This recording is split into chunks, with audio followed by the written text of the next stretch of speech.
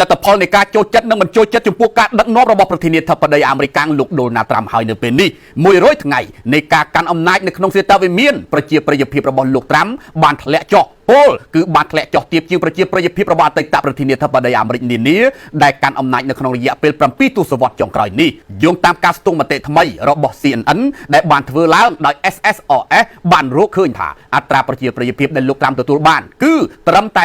41% តែប៉ុណ្ណោះពលគឺទាបបំផុតមិនធ្លាប់មានទេបើធៀបទៅនឹងប្រជាប្រិយភាពនៃការកាន់អំណាចរយៈពេល100ថ្ងៃដំបូងនៃសេតវិមានរបស់អតីតប្រធានាធិបតីអាមេរិកនានាគិតចាប់តាំងពី7ទសវត្សរ៍ចុងក្រោយនេះហើយទាបជាងរយៈពេល100ថ្ងៃនៃការកាន់អំណាចនៅក្នុងអាណត្តិដំបូងរបស់ខ្លួនទៅទៀតការពេញចិត្តចំពោះតំណែងប្រធានាធិបតីលោកត្រាំគឺធ្លាក់ចុះ4ពិន្ទុចាប់តាំងពីខែមីនាហើយ7ពិន្ទុទាបជាងកាលពីខែកុម្ភៈមានតែ22%តែប៉ុណ្ណោះដែលនិយាយថាពួកគេពេញចិត្តខ្លាំងចំពោះការចាត់ចែងការងាររបស់លោកដូណាល់ត្រាំហើយប្រហែលជា45%ឯណោះបាននិយាយថាពួកគេមិនពេញចិត្តតតែសោះបើទោះបីជាយ៉ាងណាក៏ដោយលោកដូណាល់ត្រាំនៅតែទទួលបានការគាំទ្រនៅក្នុងជួរបករហូតដល់86%ប៉ុន្តែ